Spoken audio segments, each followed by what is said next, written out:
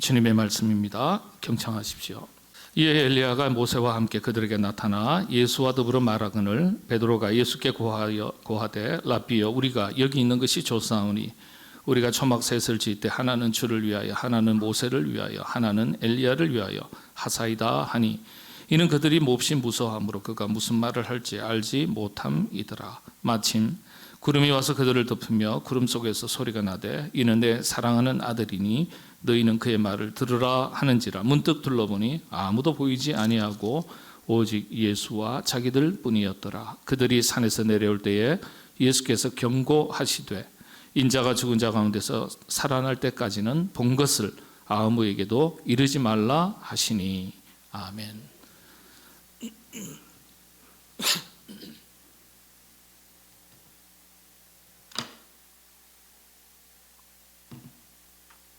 전통적으로 한국에서는 모든 산마다 산신령이 있다고 그렇게 믿어왔습니다. 우리나라는 유일신 국가도 아니고 유일신 문화도 아닙니다. 다신교 문화입니다. 산마다 신이 있다, 산신령이죠. 그래서 우리나라에 있는 산에 수만큼 산신령이 있다고 보시면 됩니다. 그렇다면 우리나라의 산신령이 몇 명일까요? 그걸 또 사람 취급할 수도 없고 눈에 보이지도 않는 흙거니까 물건처럼 개수라고 말하기도 어렵고 어쨌든 산신령의 수가 얼마쯤 될 것 같습니까? 산마다 산신령이 있다 그랬으니까 산신령의 수를 잘 모르실 테니까 뭘 아시면 알 수 있을까요? 산의 개수를 아시면 되는 겁니다. 우리나라에 이름을 가지고 있는 산 이름이 대략 4,000개가 조금 넘습니다. 그러니까 산신령의 수가 몇 명이랄까요? 몇 개라고요? 4,000개가 조금 넘습니다. 물론 민간신앙, 민속적인 개념에서 통계적으로 정해진 숫자는 아닙니다. 그런데 대략 그쯤 됩니다. 다신 문화요, 다신 사상이 녹아나 있습니다. 뭐 또 같은 신인데도 신끼리 또 좋은 게 있나 봐요. 계룡산에는 동쪽, 남쪽, 서쪽, 북쪽 다 신들이 많이 모여 있다 그래요. 그러니까 그 숫자는 훨씬 더 많겠죠. 자, 성경에 기록된 산 이름 그렇다면 몇 개쯤 될 것 같습니까? 성경에 기록된 산 이름. 성경에서 산은 더더욱 특별한 의미를 가지는 경우가 대단히 많습니다. 그냥 산이 아니에요. 구약에 등장하는 각종 산 이름을 보면은 대략 10개 정도 됩니다. 물론 성경적인 의미에서 중심이 되는 산을 정리하면 한 10개 남짓 됩니다. 대표적으로 여러분 잘 아시는 시내산. 시내산 잘 아시죠? 근데 이 시내산은 이스라엘 백성들은 그렇게 부르지 않았어요. 성경이 이상하게 시내산으로 기록되어 있지만은 원래는 애굽 사람들이 애굽의 관점에서 달신을 섬기는 산이 애굽산이었습니다. 시내산이었습니다. 그래서 달신이 계신다, 산신령이 계신다 해서 그곳에 가서 제사를 드리면서 그 산을 뭐라고 부르냐 하면 달신의 산이다 해서 시나이 산이라 그랬습니다. 근데 한글 성경에서는 이제 신의 산으로 번역을 했습니다. 달신입니다. 달신, 시나이산. 예. 근데 이스라엘 백성의 입장에서는 그 신이 누가 계시는 곳이에요? 하나님 계신 곳. 그래서 거룩한 산, 호렙산이라 불렀습니다. 호렙산. 구약에 등장하는 대표적인 산들이 아라랏산, 그 다음에 모리아산, 아브라함이 아들 이삭을 제물로 바치기 위해서 산까지 올라갔던 그 산이 모리아산이죠. 시내산, 느보산, 여러 산들이 있습니다. 그러나 대표적인 산들은 한 10가지 정도밖에 되지 않아요. 자, 신약에 등장하는 여러분, 근데 이제 이 산이 가지는 영적인 의미들이 다 있기 때문에 때때로 한번 공부해 볼 필요가 있습니다. 굉장한 깊이가 있습니다. 한번 그 기회가 되면 그렇게 설명을 한번 드리겠습니다. 자, 그렇다면 신약으로는 모아서 신약에 등장하는 대표적인 산들, 여러분이 알고 계시는 산, 어떤 산들이 있죠? 한번 생각해 보시죠. 오늘 뭐죠? 변화산. 변화산도 산이에요. 따로 높은 곳에 높은 산에 올라가셔서, 그렇죠? 산입니다. 그런데 이스라엘 백성들은 이 변화산, 우리가 이제 성경을 가지고 지금의 2000년의 역사 뒤에 볼 때는 변모산 이렇게도 말합니다. 변모산, 변화산. 근데 이스라엘 백성들은 다볼산이라고 불렀습니다. 다볼산. 예. 변화산이 있고요. 그 다음에 여러분 너무 잘 아시는 주님께서 기도하셨던 겟세마네 동산, 야산입니다. 그 다음에 감난산도 있고요. 그 다음에 여러분 너무 십자가 지시고 올라가셨던 골고다 언덕. 근데 이건 이제 원래 이름 골고다라고 부르지 않고 해골산이라고 불렀습니다. 당시의 사람들은 해골산입니다. 골고다 언덕. 다 산이에요. 이런 산이 주는 이미지가 있고 또 때때로 그 산이 가지고 있는 영적인 의미가 다 있습니다. 성경에는요. 근데 일반적으로 산은 인간이 오르지 못할 이상적인 곳, 또 신께 제사를 드리는 곳, 예배를 드리는 곳, 거룩한 곳으로 신이 거하고 있는 산이다. 그렇게 믿어왔습니다. 그래서 제사를 드리고 신을 만나기 위해서는 산에 올라가야 했습니다. 모세도 신의 산, 호렙산이죠. 올랐습니다. 그곳에서 계약 문서, 신학 용어입니다. 계약 문서라고 그랬어요. 10계명을 받았습니다. 10계명은 모세 율법을 다 압축한 것인데 하나님의 말씀의 핵심을 정리한 것이죠. 이런 점으로 비춰볼 때요, 신은 구별된 곳으로서 세속과 이 산은 구별된 곳이죠. 세속과 구별되는 신성시 되는 곳이었습니다. 변화산 사건 역시 이와 같은 산에서 일어난 신비한 이 환상적인 기적 사건입니다. 그래서 변화산 역시 신성한 산이 됩니다. 우리가 간단하게 한 단어로 바꾼다면 성산이 됩니다. 성산, 거룩한 산. 그래서 여러분들 인터넷으로요, 교회 이름 성산교회 치면요, 얼마나 전국에 이름이 같은 이름이 많은지 몰라요. 성산교회, 성산교회.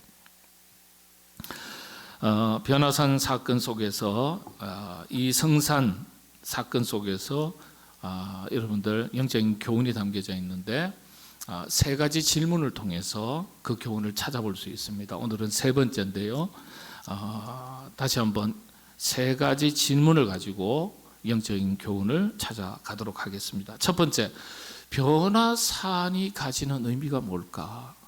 변화산. 여러분, 이 성경의 히브리어, 특히 히브리어는요, 성경의 언어는 중국의 한자, 뜻글자와 같은 그런 한 단어 한 단어의 의미가 다 담겨져 있어요.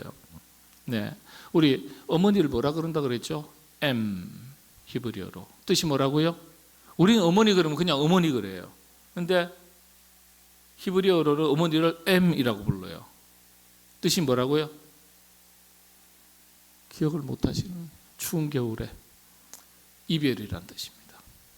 어머니 보고 이별 이렇게 부르면 좀 이상하잖아요. 그죠? 아들은요, 벤 그랬습니다. 지어져가는 존재, 건축 용어예요. 딸은요, 그냥 우리는 딸 그러면 아무런 뜻이 없어요. 여성으로, 예, 내가 낳은 딸, 우리 딸 이런 정도죠. 근데 히브리어는 그렇지 않아요. 바트라 그래요. 눈동자라는 뜻입니다. 눈동자.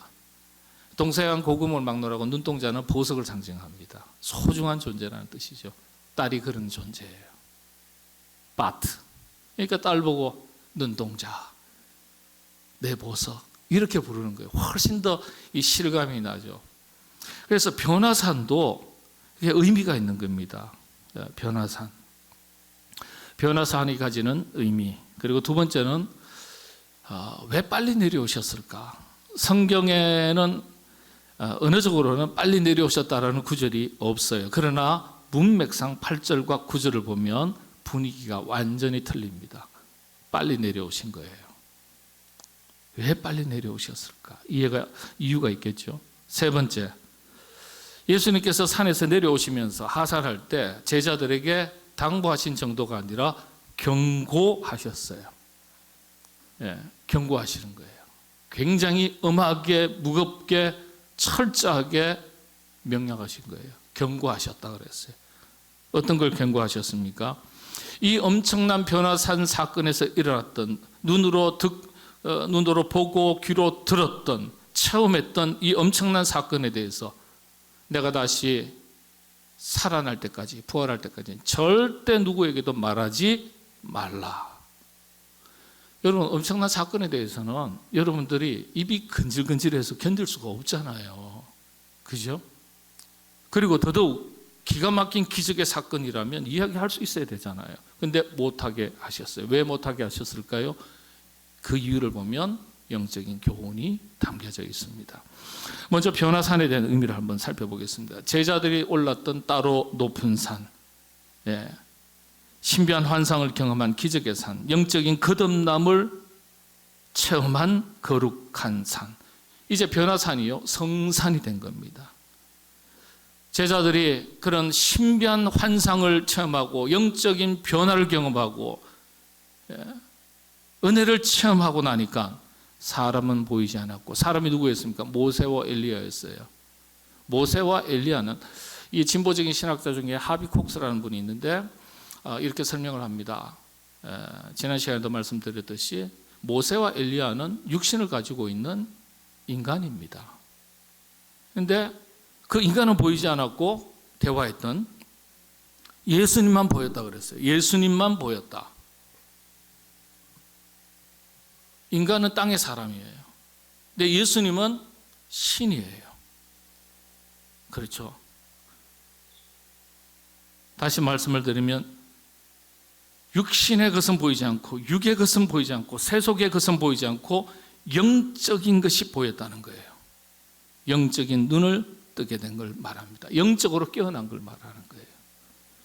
영적인 거듭남의 은혜가 제자들에게 그런데 얼마나 큰 감동, 큰 은혜의 순간이었는지, 얼마나 좋았으면 예수님 초막 셋을 좀 지었으면 좋겠습니다. 그 말이 뭘 말하는 거죠? 더 오래 있고 싶다는 거예요. 더 함께 있고 싶다는 거예요. 여러분, 사람도 경관이 뛰어난 곳이거나 분위기가 좋은 기가 막힌 자리에 가게 되면 더 오래 머물러 있고 싶어 합니다. 누구나 다 마찬가지 아니겠어요? 경치 좋은 데 가면 이야 너무 멋진데, 보기 좋은데, 아름다운데, 좀 더 있다 가자. 그렇죠. 카페 하나라도요 분위기 좋은 데 가면 어떻게 해요? 더 있고 싶어요. 그게 사람의 마음입니다. 작년 1월 달에 우리 청소년들하고 또 일부 초등학생 5, 6학년 데리고 미국 갔는데요. 이 그랜드 캐니언 중에서 뷰포인트가 굉장히 많거든요. 사우스림도 있고 웨스트림도 있고 노스림도 있고 이런데 좀 가까운 그래도 뭐 한 6, 7시간 가야 돼요. 7시간 가야 되는데 웨스트림이라고 있어요. 거기 가보면 이제 스카이윙이라고 해서 이런 낭떠러지 2,000m입니다. 근데 말발굽 형태로 걸어갈 수 있는, 아래를 내려다볼 수 있는 그런 걸 기구를 설치한 데가 있어요. 우리 애들을 데려갔어요. 자, 그래 가니까 뭐 여기도 보고 저기도 보고 난생 처음 보는 그런 장관을 보니까 아이들이 신기하죠. 근데 누구 집 자식이라고는 얘기하지 않겠습니다만 거기서 제일 높은데 사람도 많이 올라가지는 못해요. 근데 이 바위투성인데 어제는 올라가다가 넘어지면 코 깨지고 머리 깨지면 어떡할까 싶어서 못 올라가게 하는데 거기 탁 올라가서요 탁 앉아서 이러고 있는 거예요.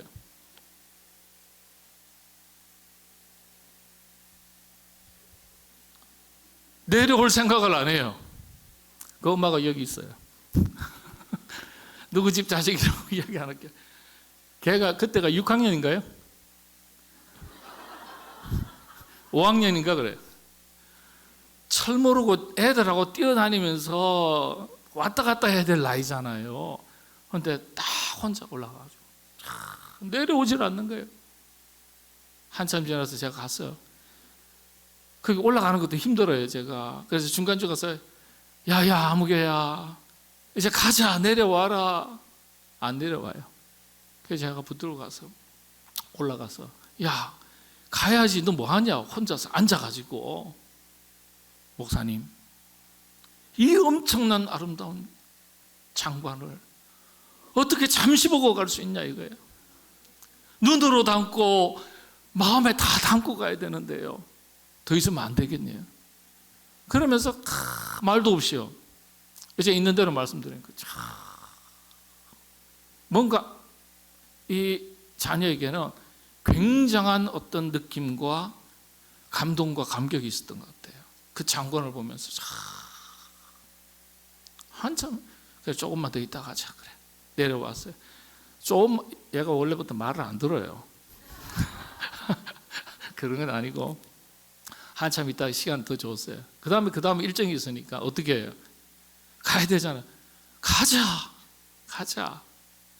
그래서 올라가서 제가 다시 데리고 내려왔어요. 너무 좋은 거예요. 더 있다 가면 안 돼요. 목사님 더 있다 가면 안 돼요. 새로운 환경 속에서 새로운 어떤 자기가 한 번도 경험해보지 못했던 곳을 보니까 이게 뭔가 와닿고 느껴지는 게 완전히 다른 거예요. 예. 뭔가 좋았던 것 같아요.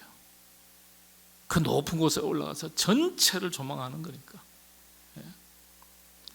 제자들이 그렇습니다.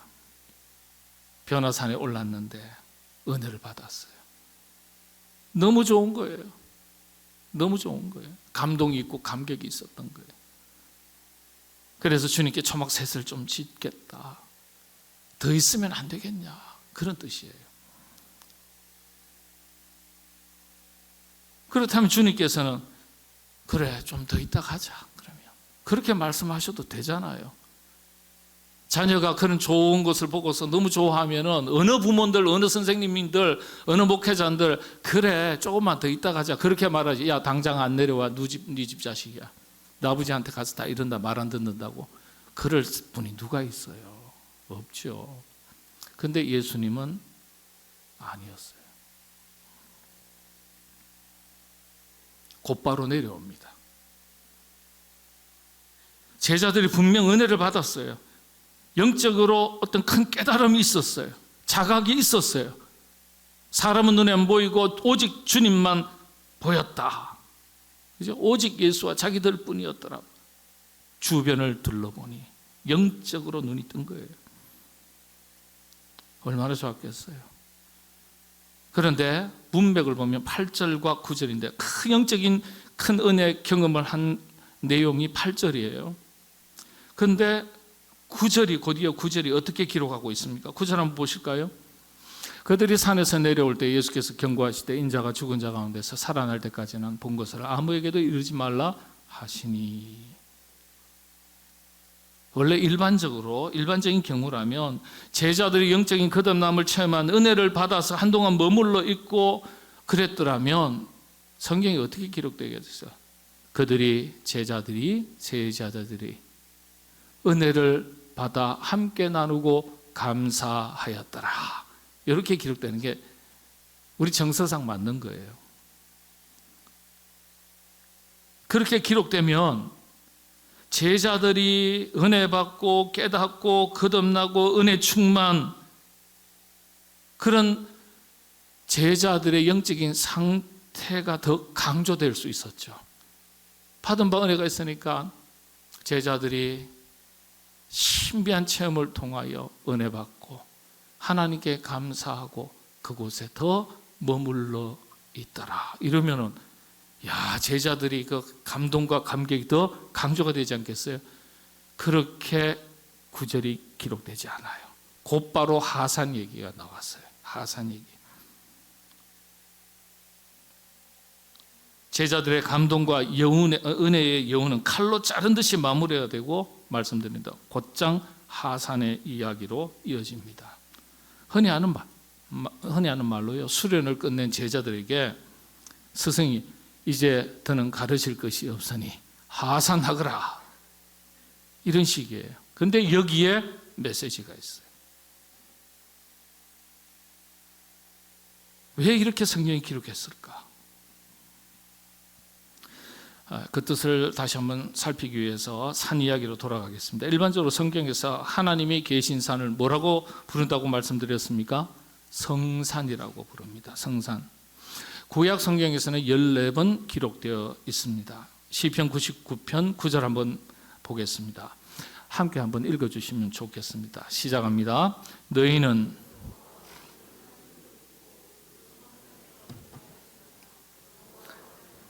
거룩하심이로다. 자, 성산에서 예배할지어다. 여기서 성산은 물리적으로 높은 산을 가리키는 말이기도 하지만은 하나님께서 계시는 곳 자체를 성산이라고 부릅니다. 이 성산은요, 근데 거기서 예배드려라. 그러니까 이 성산은 곧 예배의 자리인 것을 말합니다. 예배의 자리. 여러분, 성산이 어디라고요? 여기에요. 왜냐? 하나님 계신 자리이기 때문에. 이사야서 27장 13절, 이사야서 56장 7절을 또 한번 보겠습니다. 같이 한번 읽겠습니다. 그날에 큰 나팔을 불리니 아수르 땅에서 멸망하는 자들과 애굽 땅으로 쫓겨난 자들이 돌아와서 예루살렘 성산에서 여호와께 예배하리라. 예루살렘 성산, 예루살렘 성전을 말합니다. 그 다음 이사야서 56장 7절, 내가 곧 그들을 나의 성산으로 인도하여 기도하는 내 집에서 그들을 기쁘게 할 것이며 그들의 번제와 희생을 나의 제단에서 기꺼이 받게 되리니 이는 내 집은 만민이 기도하는 집이라 일컬음이 될 것임이라. 주님께서 교회를 뭐라고 말씀하셨죠? 그렇죠. 만민이 기도하는 집이라고 예수님께서 직접 선포하셨어요. 구약에 있는 말씀이지만 인용해서 예수님께서 직접 말씀하시는 거예요. 성전을 말하는 거예요. 지금의 의미로서는요, 예배 장소, 교회를 말합니다. 성산이 교회고 교회가 성산이에요. 여기에 중요한 의미가 있습니다. 여러분, 하나님의 은혜는 우리가 모든 곳에서 다 체험할 수 있어요. 우리가 사실 예배를 드리려면요, 모든 곳에서 다 예배 드릴 수 있습니다. 왜냐? 하나님은 모든 곳에 계시기 때문에. 그럼에도 불구하고 그러나 하나님의 은혜는 1차적으로 성산에서 가장 먼저 경험되어집니다. 그게 교회예요. 그게 예배의 현장입니다. 이게 오늘날의 교회와 예배가 가지는 영적인 가치이자 의미입니다. 하나님의 은혜는 어디에서부터 흘러나온다고요?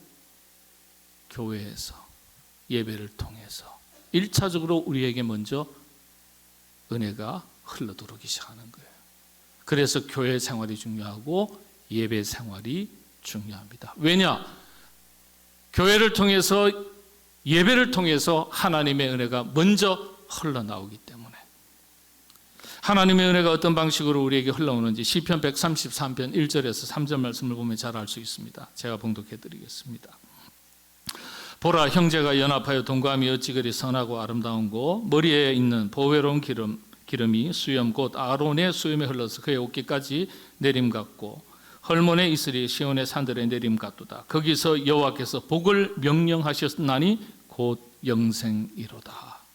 하나님께서 우리에게 복을 주시는데, 은혜를 주시는데 아론의 수염에서부터 흘러서 옷깃을 적시고 그 옷깃이 흘러서 성전에 흘러서, 성전은 당시에 높은 산을 말하는 거니까 시온의 산들에게로 흘러서 결국 온 땅을 적신다는 표현입니다.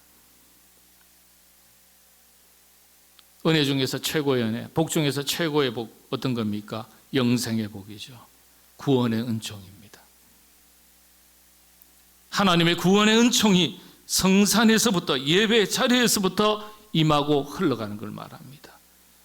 우리의 심령 가운데 임하고 우리의 가정에 흘러가고 우리의 삶의 현장에 흘러가고 우리 자녀들에게 흘러가고 세상에도 흘러가는 거예요. 그러니까 교회 중심의 신앙생활, 예배 생활이 얼마나 중요한지 여러분 가볍게 여기시면 안 됩니다. 그래서 여러분들 믿음의 선배들은 주일 성수를 얼마나 중요하게 여겼는지 몰라요. 목숨 걸고 주일 성수 지켰어요. 구원을 받을 수 있는 장소를 단순히 하나님을 만나는 모든 것이라고 말하지 않습니다. 성산, 예루살렘 성산, 아론의 수염, 곧 대제사장이 인도하는 예배의 제사의 현장, 교회를 말합니다. 그래서 무교회 주의를 이단이라고 부르는 이유가 바로 이 때문입니다. 무교회 주의자가 뭐라고 이야기합니까? 하나님은 모든 곳에 계시니까, 두세 사람이 모인 곳에 나도 너희와 함께 있겠다 주님께서 말씀하셨으니까 아무 데서나 예배드리고 꼭 교회가 정량화된 이런 교회가 있어야 되는 것 아니다, 그렇게 주장해요. 틀렸습니다. 성경은 하나님께서 일러주신 법칙대로 제의적, 제사를 말하죠. 제의적 기능을 가지고 있는 성전, 구약적인 표현입니다. 예전적 예배 행위가 이루어지고 있는 교회, 예전, 그건 오늘 현대적인 의미죠. 교회를 통해서 하나님께서 구원의 은총을 선포하시고 구원의 은혜를 확실하게 보여주시는 거예요. 확정하시는 거예요. 그래서 구원받은 행위로서 세례와 성찬이죠. 세례는 구원받은 하나님의 백성, 하나님의 백성인 것을 확인할 수 있고 나누는 자리가 성찬이죠. 그래서 세례와 성찬은 예전의 핵심의 자리인 교회 안에서 예배의 자리에서만 행해집니다. 세례를 아무 데서나 베풀지 않아요. 성찬을 아무 데서나 하지 않습니다.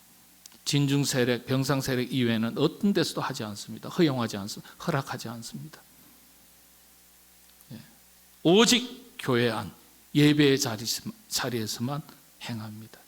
이게 변화산이 가지는 의미예요. 교회의 의미예요.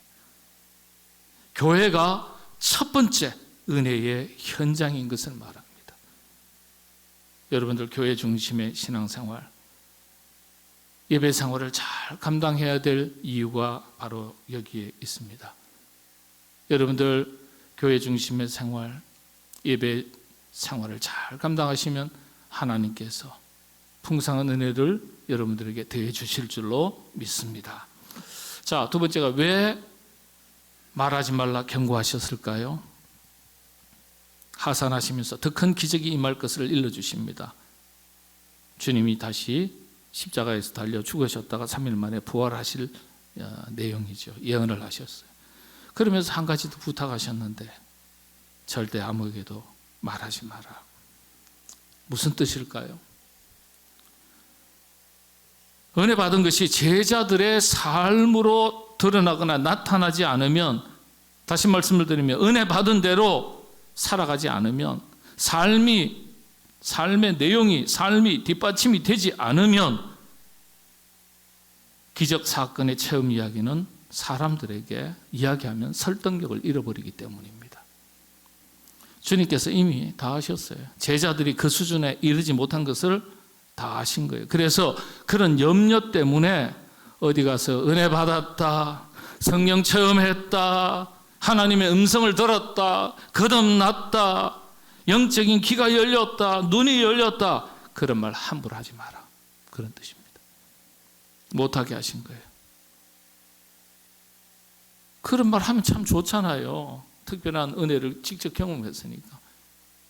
그런데 그런 은혜를 경험했음에도 불구하고 은혜 받은 대로 그 은혜에 합당하게 살지 못하면 받은 은혜가 창피한 게 되는 거예요. 부끄러운 게 되는 거예요. 마가복음서 9장 이 변화산 내용의 이야기가 13절까지고요. 그 다음에 이어지는 게 14절부터 쭉 이어지는데 29절까지가 이걸 알 수 있는 이야기로 딱 이어집니다. 제가 읽지는 않았습니다만은 14절부터 29절까지의 이야기를 읽으면 정확하게 의도를 알 수 있어요. 변화산 아래로 내려오자마자 제자들이요, 귀신 들린 아이를 만났습니다. 근데 고치지를 못해요. 주님께서 내 이름으로 너희들이 병든 이들을 위로하고 격려하고, 그리고 그렇게 하면 말씀을 들으면 귀신들이 물러갈 것이고 병자가 고침을 받을 것이다, 나음을 입을 것이다 말씀하셨거든요. 그런데 제자들이 큰 신령한 은혜를 받는 이야기에 곧바로 이어서 기록한 말씀이 능력이 드러나지 않는 이야기를 연결을 시켜요. 이 이야기가 바로 이걸 의미하는 겁니다. 은혜 받았다고 말하지만은 능력 있는 삶이 뒤따라가지 못하는 거예요. 여러분, 그리스도인의 능력 있는 삶은 뭘 말하는 겁니까? 받은 바 은혜대로 그 은혜에 합당한 믿음의 삶을 살아나갈 때 능력이 생기는 겁니다. 능력이 없다는 거예요. 은혜는 받았다고 말하는데, 영적으로는 거듭났다고 말하는데 능력이 없는 거예요. 삶이 뒷받침이 안 된다는 거예요. 받은 은혜는 입으로, 말이 아닌 삶으로 드러날 때, 행동으로 실천할 때 진짜 은혜 받은 것이 증명이 되는 겁니다. 말씀드리지만 은혜 받았다고 말하지만, 거듭났다고 말하지만 삶은 여전히 변화가 없다면 받은 은혜가 조롱거리가 되는 겁니다. 웃음꼴이 되는 거예요. 은혜 받았다는 사람이 언어가 달라지고 행동이 달라지고 삶의 목표가 달라지고 삶의 내용이 달라지지 않으면 입술에 말에 그칠 뿐입니다. 말에 그치면 웃음거리밖에 되지 않아요. 그래서 주님께서 말하지 마라. 은혜 받았다, 거듭났다, 신비한 체험을 했다, 내가 엘리야 모세를 만나고 예수님과 함께 대화했다, 그런 말 함부로 하지 마라. 여기서 중요한 게 있어요. 말하지 말라는 건요, 드러내지 말라는 뜻이 아니에요. 받은 바 은혜를 언어가 아닌 몸으로 드러내라는 뜻이에요. 몸으로 드러내라. 하나님의 그 크신 구원의 은총 앞에 지극한 하나님의 사랑을 깨닫고 은혜 받았으면, 야, 나는 하나님의 은혜를 받았다, 사랑받았다, 이렇게 입으로 말하지 말고 받은 사랑을 몸으로 드러내라는 거예요. 사랑하는 실천의 삶으로 드러내라는 거예요.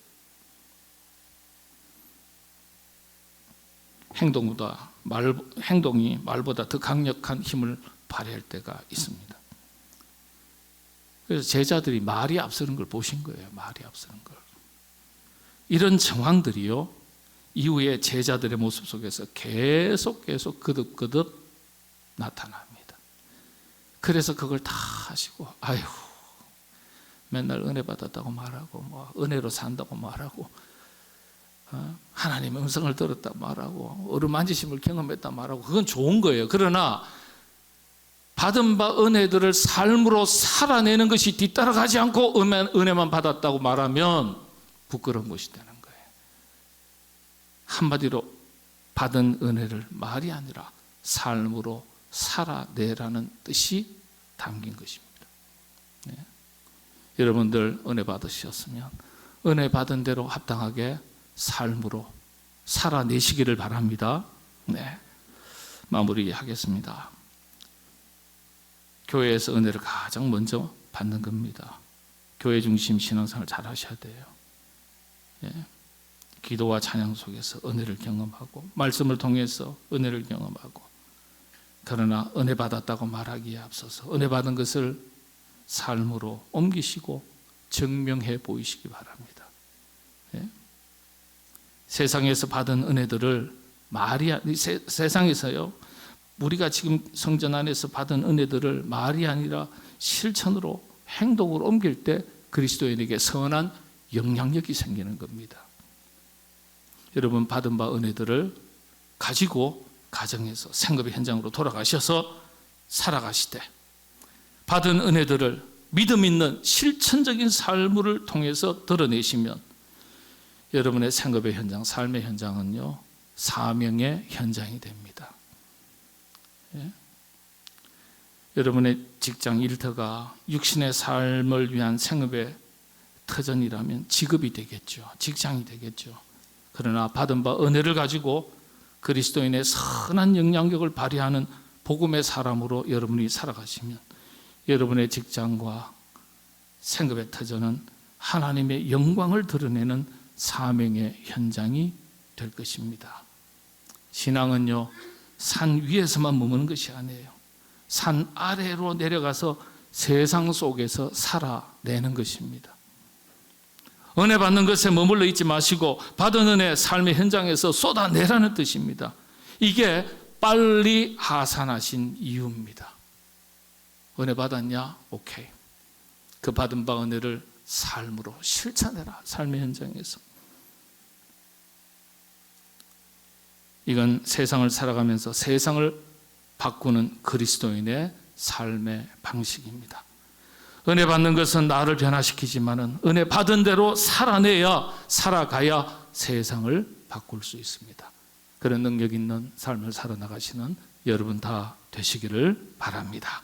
기도하겠습니다. 받은 바 은혜 합당하게 지켜 행하여 우리의 은혜가 부끄러운 것이 되지 않도록 도와주시옵소서. 예수님의 이름으로 기도하옵나이다. 아멘.